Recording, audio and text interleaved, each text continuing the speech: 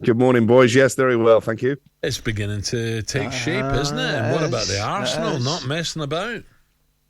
No, it's threatening to be a huge week for Arsenal, isn't it? Kai Havertz in the building, Declan Rice edging ever closer to an end to that saga. The two clubs, West Ham and Arsenal, still talking about the makeup of how this £100 million will be paid, but I think both parties are confident of a resolution. A medical will take place shortly, and Declan Rice will become the most expensive British player of all time. They're still in talks with Yuri and Timber as well. That's more than £200 million Wow. that Arsenal are committing to, and we're not even in July.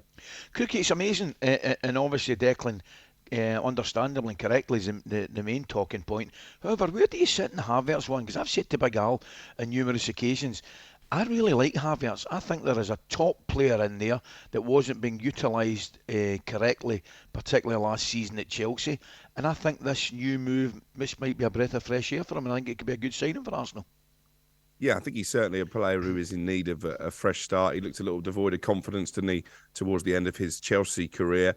I think the timing of his Chelsea move was a bit unfortunate because him and Timo Werner both basically joined the club in lockdown. And you know, guys, what it's like adjusting to new surroundings, a new country in this case. So I think that played a part as well. He'll be a Chelsea cult hero for that winner that he scored in the Champions League final. I agree with you. I don't think he's an out-and-out striker, which makes this move quite interesting because Arsenal, to me, have got a lot of those type of players already when you look at the likes of Martinelli, maybe even Smith Rowe, Erdegaard. Obviously, Saka comes in from the wing as well. So it'll be intriguing to see how he's used. But I think really Mikel Arteta feels the reason that they didn't push City closer for the title last season is because of a lack of squad depth. You know, people like Saka having to play week in, week out. Yep. I think with these signings, he's certainly addressing that. He did look a bit jaded towards the end, Saka, you're right.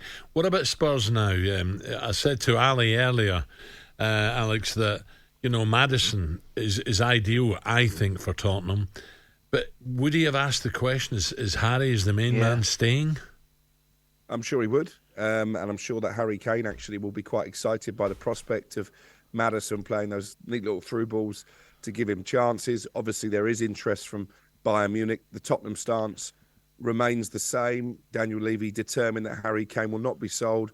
I think the type of money that we're talking about at the moment from Germany won't be enough to test that resolve. If they get anywhere near 90, 100 million pounds Bayern Munich, then maybe that will be a different story. But I think this is a positive sign for Spurs. They've got Maddison in early. I think it's a good sign for Leicester as well, because that was a deal that maybe if they didn't lower their asking price could have dragged on and on. What it enables Leicester to do now, we know they've had a bid accepted for Connor Cody, is to use the Maddison money and build their own squad. So I think this is one of those rare deals that probably suits everyone. You know, you say that, but you're dead right about Leicester. What about West Ham? Have we any snippets who West Ham are chasing on the strength of Declan heading to North London to Arsenal? Well, João Palhinha at Fulham is a big target. I think it's maybe a tough deal to do financially, but he'll be certainly on the radar. Edson Alvarez is another midfielder at Ajax that I know David Sullivan in particular is keen on. James Ward-Prowse has been mentioned. Southampton asking for big money for him. How much roughly? How much roughly for Prowse? Well, at the moment they're talking in excess of £50 million. Are they? I think that's unrealistic. Yeah. But the issue that West Ham are going to have now, everybody knows they've got this £105 million burning a hole in their pocket. Yeah. So I think Sullivan's negotiating skills are going to be tested. Crookie, another one that's a player that's we certainly have been watching for a while now. I really, really like. There was talk of him been on the move a couple of times last season with Moises Caicedo at Brighton. A bit of interest now from Chelsea, is there?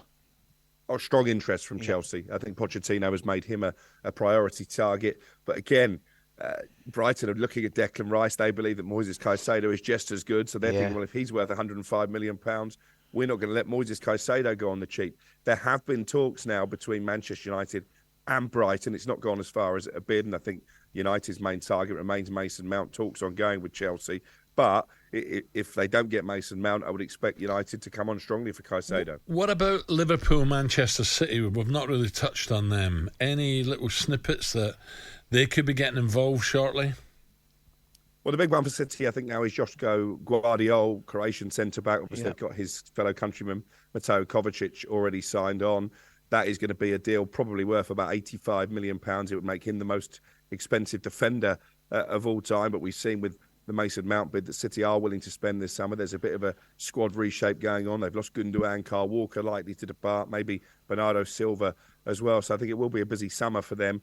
In terms of Liverpool, I think the centre of midfield remains a priority. Obviously, I've let James Milner go and Naby Keita as well. There is loose talk of interest in Szoboszlai at RB Leipzig. That would take big money. I do think Liverpool's interest in him is more genuine than Newcastle, who've also been mentioned as part of that conversation. And Ali, your man at Napoli, the striker, Awesome. Is there no chance he could come to the Premier? Alex, I don't know what you think. I mean, I've been harping on about him for months. I think he's the real deal. Is there any interest in him anywhere in England?